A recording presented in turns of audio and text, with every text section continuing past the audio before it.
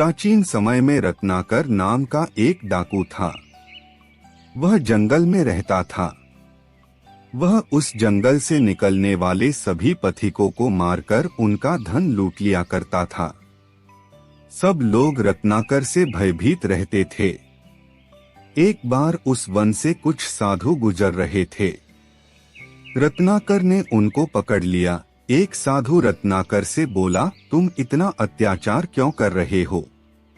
भोले भाले लोगों की हत्या करने से तुम्हें क्या मिलता है? रत्नाकर ने कहा, यही मेरी जीविका का साधन है। मुझे जो कुछ भी प्राप्त होता है उससे मैं अपने परिवार का भरण पोषण करता हूँ।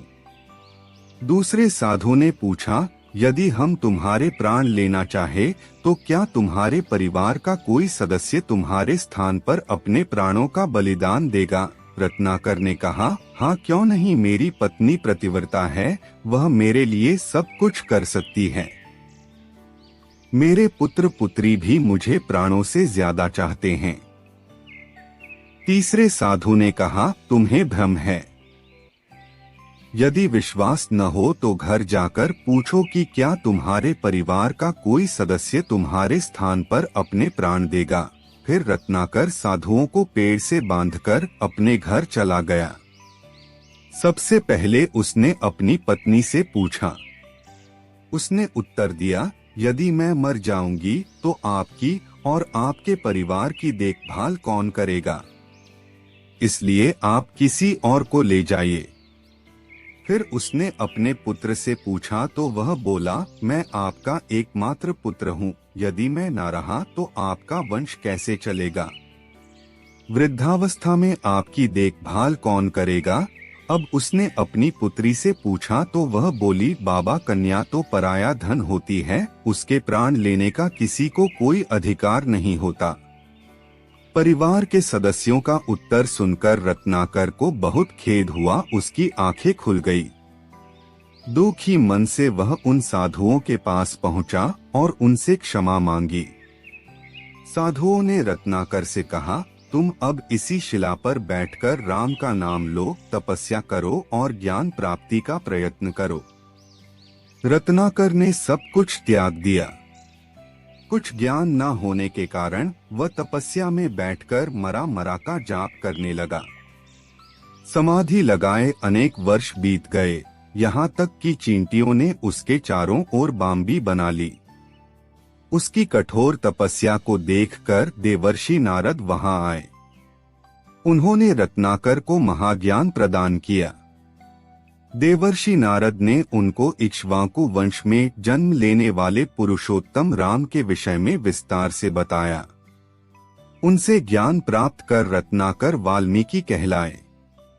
इस प्रकार उल्टा नाम जप कर उन्होंने ब्रह्मज्ञान प्राप्त किया। एक दिन दोपहर के समय महर्षि वाल्मीकि तमसा नदी के किनारे प्रकृति की सुंदरता का आनंद ले रहे थे। सहसा उनके कानों में क्रौंच पक्षी की सुरीली आवाज आई। वाल्मीकि की दृष्टि उधर पड़ी। उनको ये क्रौंच पक्षी बड़े भले लग रहे थे, पर यह क्या कहीं से सर्राता हुआ एक तीर नर क्रौंच को आ लगा। वह वहीं गिरकर ढेर हो गया।